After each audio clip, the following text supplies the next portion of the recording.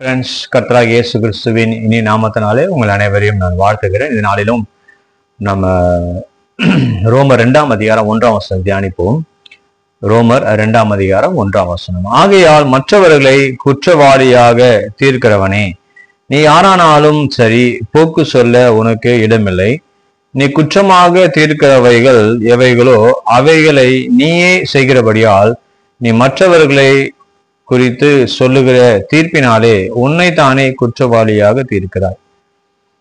எதற்கு இந்த வசனத்தை நான் எடுத்தேன்னு சொன்னா, இப்போ இந்த கர்த்தருடைய பிள்ளைகளா இருக்கிற நீங்களும் விசுவாசியாக இருந்தாலும் சரி, ஊழியக்காரராக இருந்தாலும் சரி, சிலர் என்ன பண்றாங்க, பாவத்துல விழுந்து விடுகிறார்கள் என்று சொன்னால் கர்த்தரை விட்டு வழி விலகி போய் விடுகிறார்கள். அப்போ அந்த பாவத்துல விழும் பொழுது நம்ம என்ன பண்றோம், மற்ற விசுவாசிகளும் மற்ற ஊழியக்காரங்களும் சேர்ந்து, பாத்தியா ரொம்ப ஓவரா போனா, இப்போ பாவத்துல விழுந்துட்டான், இல்ல இந்த சகோதரி இப்படி ஓவரா பண்ணிட்டு இருந்தாங்க, இப்ப பாவத்துல விழுந்தாங்க சொல்லி அவர்கள் குறித்து ஏளனமாக பேசுவது, அவர்களை குறித்து நம்ம என்ன பண்றோம், நம்ம மற்றவர்களிடத்துல போய் பேசி புறம் கூறி அதை குறித்து நம்ம சந்தோஷப்படுகிறவாய் காணப்படுகிறோம். ஆக்சுவலா கர்த்தருடைய பிள்ளைகள் யாரா இருந்தாலும் நம்ம என்ன பண்ணோம், மற்றவர்களுக்காக நம்ம ஜெபிக்கணும். ஒரு வேலை யாராவது விசுவாசியோ ஊழியக்காரனோ தவறுல இருந்தால் அவர்களுக்காக நம்ம ஜெபிக்க வேண்டும். ஸோ அது இப்போ இந்த பாயிண்ட்ல நான் பார்க்கலாம். அப்போ ரொம்ப 2ஆம் அதிகாரத்துல வாசிக்கும் போது, மற்றவர்களை நாம் குற்றவாளிகளாக நம்ம தீர்க்க கூடாது. ஏன்னு சொன்னா, தேவன் ஒருவரே நியாயாதிபதி, காட் இஸ் த ஜட்ஜ். அப்போ அவர் தான் என்ன பண்ணணும், நம்மள நியாயம் தீர்க்க வேண்டும். நாம் மற்றவரை நியாயம் தீர்க்க முடியாது. ஏன்னு சொன்ன வசனம் சொல்லுது, மற்றவர்களை குற்றவாளியாய் தீர்க்க நீயே என்ன பண்ற, அந்த பாவத்தை செய்து கொண்டிருக்கிற. ஒருவேளை யாரோ ஒரு மதுபானத்துல குடியில விழுந்து விட்டாங்க, இல்ல விபச்சாரத்துல விழுந்து விட்டாங்க, இல்ல வேற பண விஷயத்துல விழுந்து விட்டாங்கன்னா, ஒருவேளை அதே பாவம் என்று நம்ம நினைக்காம அதே பாவத்தை நம்ம விழாம இருக்கலாம். ஆனா வேற ஏதாவது ஒரு குறைவு நம்ம கிட்ட இருக்கதான் செய்யும். ஏன்னா வசனம் சொல்லுகிறது, நம்ம யாரும் பெர்ஃபெக்ட் இல்லை, நீதிமான ஒருவராகியும் இல்லை. நாம் ஏசப்பாவை ஏற்றுக்கொண்டு ஒரு பிள்ளையாய் மாறினாலும், நம்ம நீதிமான்கள் என்று சொல்லி நமக்கு பெயர் கொடுத்திருந்தாலும் நமக்குள்ள குறைவுகள் இருக்கிறது. கர்த்தருடைய பிள்ளைகள் நாம் நீதிமான்கள் தான். நம்ம ரட்சிக்கப்பட்டதுக்கு அப்புறம் நாம் பாவின்னு சொல்லக்கூடாது, நாம் நீதிமான்களாய் மாற்றப்பட்டிருக்கோம். ஆனாலும் நாம் குறைவுள்ளவர்கள். ஒரு நாள் வேதம் நீங்க குறைவில்லை, இவர் பர்ஃபெக்ட்னு சொல்லி வேதம் போதிப்பதில்லை. நாம் நீதிமான்களாய் மாற்றப்படுகிறோம், கர்த்தருடைய பிள்ளையாய் மாற்றப்படுகிறோம். ஆனா அந்த உலகத்துல இருக்கிற வரைக்கும் நமக்குள்ள குறைவுகள் இருக்கும். இந்த மாம்சத்துல இருக்கிறதுனால குறைவுகள் உண்டு நமக்கு. அப்போ நாம யாரையும் நியாயத்தை இருக்க முடியாது. அப்போ ஒரு சில ஸ்பிரிச்சுவல் லெசன்ஸ் நம்ம இதை குறித்து நம்ம பார்க்க போறோம். முதல்ல சொன்னா, we can't judge others because we are not perfect. நாம் மற்றவர்களை நியாயம் தீர்க்க முடியாது. ஏன்னு சொன்னால் நாம் பர்ஃபெக்ட் கிடையாது. நான் பர்ஃபெக்டா இருக்கிறேன், எல்லாத்துலயும் பர்ஃபெக்டா இருக்கிறேன்னா பரவாயில்ல, நானே எனக்குள்ள சில குறைவுகள் இருக்குது. ஒருவேளை நான் செய்யற என்னுடைய குறைவுகள் வெளியே தெரியாம இருக்கலாம். ஆனா என்னுடைய குறைகள் யாருக்கு தெரியும்? எனக்கு தெரியும், கர்த்தருக்கு தெரியும். நான் மற்றவங்க கிட்ட நம்ம மறைக்கலாம், ஆனா கர்த்தர்கிட்ட மறைக்க முடியாது. அப்போ அநேக நேரத்துல கர்த்தருடைய பிள்ளைகள் விசுவாசி என்ன பண்ணாங்கன்னா, யாராவது ஒரு தவறுல அதை குறித்து ஏளனமா பேசுவோம், பத்தியா எப்படி ஆச்சு அப்படி ஆச்சு, ஏதோ அவங்க ரொம்ப நீதிமான்கள் மாதிரி என்ன பண்ணுவாங்க, மற்றவங்க முன்னாடி ப்ரொஜெக்ட் பண்ணியிருப்பாங்க. நான் எல்லாத்துலயும் பர்ஃபெக்ட், நான் எல்லாத்துலயும் நீதிமான. நம்முடைய குறைவுகள் கர்த்தருக்கு தெரியும். அப்போ நாம் பர்ஃபெக்டா இல்லாததுனால நம்ம யாரும் என்ன பண்ண, நீதிமானாய் நம்ம குற்றம் சுமத்த முடியாது. we cannot judge anybody. ரெண்டாவது, if anyone sins, let us pray for that person. ஒரு சகோதரியோ ஒரு சகோதரனோ பாவத்துல விழுந்து விட்டார்னு சொன்னா அவர்களுக்காக நாம் ஜெபிக்க வேண்டும். ஆண்டவரே, அவன் பாவத்தை மன்னித்து மறுபடியும் என்ன பண்ணுங்க, அவர்களை ரட்சிப்புகளை கொண்டு வாங்க. ஆண்டவரே, அந்த ஆத்துமா விலையேற பெற்றது, அந்த ஆத்துமாவுக்காக தான் நீ கல்வாரி சிலுவையில ரத்தம் சிந்தினீங்க. ஏசப்பா, அந்த ஆத்துமாவை நீங்க மன்னிங்கன்னு சொல்லி அவர்களுக்காக நம்ம ஒருவருக்கு ஒரு நம்ம ஜெபிக்க வேண்டும். அதுதான் உண்மையான ஒரு கிறிஸ்தவனுக்கு அழகு. ஒரு பாவம் செய்த பிறகு அவனை அப்படியே நோக்கடித்து அவனை அப்படியே ஒதுக்க கூடாது. ஒரு சகோதரனையோ சகோதரியோ பாவம் செய்துட்டாங்கன்னா உடனே நம்ம சபை விட்டு அவங்களை விலகி விடக்கூடாது, அவங்களுக்காக நம்ம ஜெபிக்க வேண்டும். And the third thing is, we have to ask God's grace upon our life. ஒவ்வொருவரும் கர்த்தருடைய கிருபை நம்ம கேட்கணும். நிற்கிறவன் விழுந்து விடாதபடிக்கு எச்சரிக்கையா இருக்க கடவுள்னு சொல்லி வேதம் சொல்கிறது.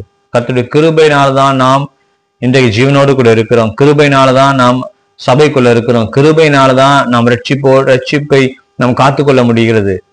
அந்த கிருபைக்காய் ஒவ்வொரு நாளும் நம்ம கேட்க வேண்டும், ஆண்டவரே, இந்த ரட்சிப்பை நான் இழந்து விடாதபடிக்கு, உங்களுடைய பிரசன்னத்தை விட்டு நான் வழி விலகி போய்விடாதபடிக்கு, பாவத்தில் விழுந்து விடாதபடிக்கு என்னையும் என் குடும்பத்தையும் பாதுகாப்பின் வேலி எடுத்து பாதுகாத்துக்குள்ள நம்முடைய கிருபையினால் நிரப்பான்னு சொல்லி ஆண்டவருடைய தயவுக்காக கிருபைக்காய் நாம் கெஞ்ச வேண்டும். ஒவ்வொரு நாளும் அந்த கிருபை நாம பெற்றுக்கொள்ள வேண்டும்.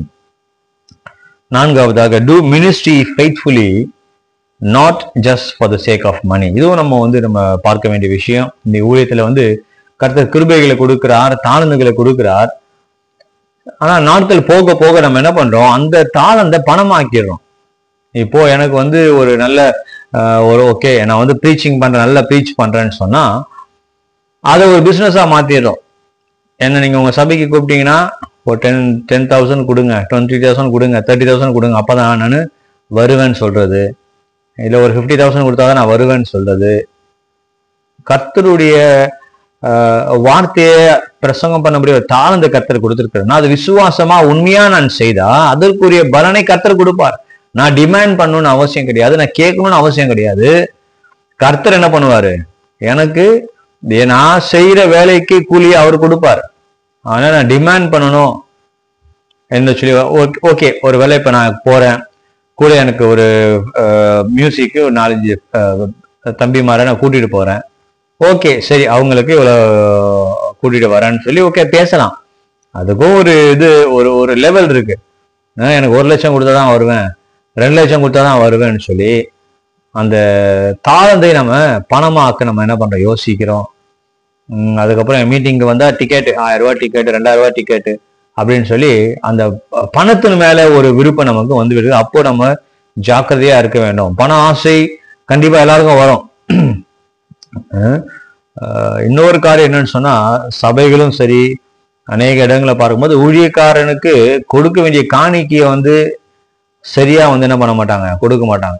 அதுவும் நம்ம ஊழியக்காரனை மாத்திரம் குறை சொல்ல முடியாது. சபை நடத்துகிற கமிட்டி, சபை பாஸ்டர்ஸ் அவங்களையும் நம்ம அவங்க மேலதான் அவங்க மேலேயும் ஒரு குறைவு இருக்குது. ஏன்னா ஒரு ஊழியக்காரர் கஷ்டப்பட்டு ஒரு இடத்துல இருந்து தூரத்துல இருந்து வருவார். இப்போ எல்லா ஊழியக்காரங்கிட்ட கார் வச்சிருக்கிறாங்க. இப்போ ஒரு இடத்துல இருந்து வராங்க, எத்தனையோ கிலோமீட்டர் இருந்து வராங்க. அவங்க கஷ்டப்பட்டு கர்த்தருடைய வார்த்தையை சொல்றாங்க, கூட மியூசிக் யாராவது கூப்பிட்டு வராங்க. அவங்க ஏன் நல்லா பிரசங்கம் பண்ணீங்கன்னு ஒரு 500 ரூபா கொடுத்தா எப்படி இருக்கும் அவங்களுக்கு? என்ன பெட்ரோல் போடுறதுக்கே நான் ஃப்ராங்கா ஓப்பனா பேசுறேன். பெட்ரோல் போடுறதுக்கு அத்தனை அவங்க செலவு பண்ணிட்டு என்ன பண்ண கர்த்தருடைய வார்த்தை கொடுக்கும். அப்போ அதுக்கு ஏற்ற அவங்க கேட்பது முன்பதாக நாம் உதாரணமாய் கொடுக்க வேண்டும். ஒருவேளை நான் நினைக்கிறேன், ஒருவேளை கொடுக்காத இருக்கிற நேரத்துல சபைகள் ஒழுங்கா காணிக்க கொடுக்காதனாலதான் அவங்களும் டிமாண்ட் பண்றாங்களோன்னு சொல்லி நான் யோசிப்பேன் நேரத்துல. ஏன்னா சபைகளும் கூட நல்லா காணிக்க வருது, நல்ல வருமானம் வருது. அப்போ ஊழியக்கான உதாரணமாய் கொடுக்க வேண்டும். கொடுக்கும் போதுதான் அவங்க ஊழியத்தை உற்சாகமா செய்ய முடியும். அப்போ ஒருவேளை நான் யோசிக்கிறது, ஊழியக்காரங்க டிமாண்ட் பண்றதுக்கு சபைகளும் ஒரு விதத்துல ஒரு காரணமாய் மாறிவிட்டதோ என்று சொல்லி யோசிக்க வேண்டிய ஒரு சூழ்நிலை நம்ம இருக்கிறோம். அப்போ சபைகள் உதாரணத்துமாய் ஊழியத்திற்கு நம்ம கொடுக்க வேண்டும், ஊழியக்காரர்களுக்கு நம்ம கொடுக்க வேண்டும். அநேக நேரத்துல சில இடங்கள்ல பார்க்கும்போது ஏன் ஊழியக்காரருக்கு அவ்வளவு கொடுக்கணும்னு சொல்லி பிரச்சனை பண்ற சபைகளும் கமிட்டிஸ் கூட இருக்கிறாங்க. ஸோ அப்படி இருக்க ஒரு ஊழியக்காரனுக்கு உதாரணத்துவமாய் நம்ம கொடுக்கும்போது அவங்க சந்தோஷமா கர்த்தருடைய ஊழியத்தை செய்ய முடியும். அப்போ ஊழியக்காரர்களும் டூ மினிஸ்ட்ரி ஃபெய்த்ஃபுல்லி, விசுவாசத்தோடு உண்மையாய் நம்ம ஊழியம் செய்ய வேண்டும், பணத்துக்காக அல்ல. அடுத்தது 5வதாக, when God leaves us, enemies will be against us. கர்த்தர் உயர்த்த உயர்த்த உயர்த்த உயர்த்த கண்டிப்பா நமக்கு எதிரிகள் வருவார்கள். மாம்சமான எதிரிகள், மனுஷங்களும் வருவாங்க, பிசாசும் வருவான். ஒரு ஊழியக்காரரோ ஒரு விசுவாசியோ ஒரே லெவல்ல இருக்கிற வரைக்கும் அவங்களுக்கு பிரச்சனை கிடையாது. விசுவாசியா இருந்தாலும் ஊழியக்காரனா இருந்தாலும் சொல்லி கர்த்தர் அவங்க உயர்த்தும் பொழுது, இப்ப நல்ல ஒரு வேலையில இருக்கிறீங்க, ஒரு ப்ரமோஷன் உங்களுக்கு வரும் பொழுது, உங்கள் வருமானம் உயரும் பொழுது, உங்களுடைய ஸ்டேட்டஸ் உயரும் பொழுது, உங்களுடைய ஊழிய எல்லைகள் விரிவாகும் பொழுது, நீங்க அநேகருக்கு ஆசீர்வாதமாய் மாறும் பொழுது கண்டிப்பா உங்களுக்கு உபத்திரவங்கள் வரும். எதிரிகள் அப்பதான் வர ஆரம்பிப்பாங்க. அப்ப எதிரிகள் வராங்கன்னு சொன்னாலே கர்த்தர் உங்களை உயர்த்தி கொண்டு இருக்கிறார் என்று அர்த்தம். அப்ப என்னதான் எதிரிகள் வந்தாலும் நாம் நம்முடைய முழங்காலிலே நம்ம நிற்க கற்றுக்கொள்ள வேண்டும். கர்த்தருடைய தயவுக்காய் நம்ம அவரை ஆண்டவரிடத்துல நம்ம கேட்க வேண்டும். ஆண்டவர் பாதுகாப்புக்காக கேட்க வேண்டும். ஞானத்துக்காய் நாங்கள் கேட்க வேண்டும். எப்படா ஊழியக்காரன் விழுவான்னு இருந்துச்சு நிறைய பேர் என்ன பண்ணாங்க, எதிர்பார்த்து கொண்டு இருக்காங்க. அதனால நம்ம ஜாக்கிரதையா இருக்க வேண்டும். நாம் கர்த்தரை சார்ந்து இருக்க வேண்டும். ஆண்டவரே, உம்முடைய தயவு எனக்கு தேவை, உம்முடைய பாதுகாப்பு எனக்கு தேவை. சத்துரு எனக்கு விரோதமாய் வரும்பொழுது ஆவியானவர் நீர் சத்துருக்கு எதிராக கொடியேற்றுகிற தேவனாக யெகோவா நிசியாக என்னோடு கூட இருந்து எனக்காக யுத்தம் பண்ணுங்கன்னு சொல்லி கர்த்தரை சார்ந்து கொள்ள வேண்டும். அவருடைய சிலுவையிலே நாம் மறைந்து கொள்ள வேண்டும். நாமளா சுயமா எந்த ஒரு காரியத்தையும் நம்ம செய்யணும்னு நினைச்சோம்னா கண்டிப்பா நம்ம விழுந்து விடுவோம். கர்த்தருடைய சிலுவையிலே நம்ம மூடிய மறைத்து கொள்ள வேண்டும். அவருடைய பாதுகாப்பு நமக்கு தேவை, ஆண்டவருடைய தயவு தேவை, கிருபை தேவை, ஞானம் தேவை. we have to depend on God for everything. அப்போ கண்டிப்பா நம்ம ஒவ்வொரு ஊழியக்காரர்களாக நம்ம ஜெபிக்க வேண்டும். இப்ப நாம ஜெபிக்காம வேற யார் ஜெபிக்க போறா? நம்முடைய போதகர்களுக்காக நம்ம ஜெபிக்க வேண்டும், சுவிசேஷர்களுக்காக ஜெபிக்க வேண்டும். ஊழியத்தில் இருக்க விசுவாசிகளுக்கு நான் சொல்லுகிறேன், உங்களுடைய சபை போதகருக்காக நீங்க ஜெபிங்க. உங்களுடைய குடும்பத்திற்கு ஊழியக்காரனுக்காக ஜெபிங்க. ஏன்னா விசுவாசியை காட்டிலும் ஊழியக்காரனுக்கு சோதனைகள் அதிகம். ஊழியக்காரனுக்கு 1000 விதமான சோதனைகள், அநேக சோதனைகள் ஊழியக்காரனுக்கு வரும். அப்ப அந்த ஊழியத்துல அவன் நிலைத்திருக்க வேண்டும் என்று சொன்னால் விசுவாசிகளாக நீங்க ஜெபிக்கணும். நீங்க ஜெபிச்சாதான் உங்களுடைய பாஸ்டருக்கு ஒரு பாதுகாப்பு, நீங்க ஜெபிச்சாதான் ஊழியக்காரர்களுக்கு ஒரு பாதுகாப்பு. அப்போ ஒரு ஊழியக்காரரோ ஒரு விசுவாசிய தவறுல விழுந்துட்டா அதை குறித்து ஏளனமாய் நம்ம கிண்டலா நம்ம பேசாதபடிக்கு, அதை குறித்து எல்லார்ட்டையும் சொல்லி அது ஒரு பொருளா அந்த ஒரு பெரிய ஒரு விஷயமா நினைச்சு அதையே பேசி கொண்டிருக்காதபடிக்கு அந்த விசுவாசிக்காக அந்த ஊழியக்காரனுக்காக நாம என்ன பண்ண வேண்டும்? நம்ம ஜெபிக்க வேண்டும். அதே போல ஊழியத்தில் இருக்கிறவர்களும் என்னதான் கர்த்தர் உங்களை உயர்த்தினாலும் அந்த தாழ்மை உங்களுக்கு இருக்க வேண்டும். தவறா பேசுவான் ஒரு ஊழியக்காரர், யாராவது உங்களை குறித்து தவறா பேசினா நீங்க பொறுத்து கொள்ளதான் வேண்டும். அவர் இப்படி பேசுறான்னு சொல்லி திருப்பி என்ன பண்ணக்கூடாது? பேசக்கூடாது. நம் தாழ்மை நமக்கு இருக்க வேண்டும். கர்த்தருடைய கிருபைக்காக நம்ம கேட்க வேண்டும். கர்த்தர் உங்களை ஆசீர்வதிக்கும் போது நீங்க அநேகருக்கு ஆசீர்வாதமா மாற்றுங்க. கர்த்தர் ஒரு ஊழியக்காரனை உயர்த்தும் பொழுது, ஒரு பாஸ்டரையோ ஒரு சுவிசேஷம் உயர்த்தும் பொழுது அவங்க பங்களா வாங்குறது, கார் வாங்குறது, ஆடம்பரமான வாழ்க்கை, நல்லா கர்த்தர் கொடுக்குற ஆசீர்வாதத்தை அனுபவிக்கலாம். அதே நேரத்தில் நாம் மற்றவர்களுக்கு நம்ம கொடுக்கிறவர்களாய் மாற வேண்டும். எல்லாருக்கும் ஐக்கியமா நம்ம இருக்க வேண்டும். கர்த்தரை சார்ந்து இருக்க வேண்டும். அவர் கிருபைக்காக நம்ம கெஞ்ச வேண்டும். தாழ்மையோடு கூட இருக்கும்போது கண்டிப்பா இன்னும் நிறைய வருஷம் கர்த்தருடைய பிள்ளைகள் ஊழியம் செய்யணும். ஊழியத்தை கொஞ்ச நாள் அப்படியே நம்ம மறைந்து போவதற்காக நம்மளை கர்த்தர் தெரிந்து கொள்ளவில்லை. அவருடைய வருகை வரைக்கும் நம்மளுடைய இந்த உலகத்துல உயிரோடு கூட இருக்கிற வரைக்கும் நம்ம என்ன பண்ணணும்? கர்த்தருக்காக வாழ வேண்டும், ஊழியம் செய்ய வேண்டும்.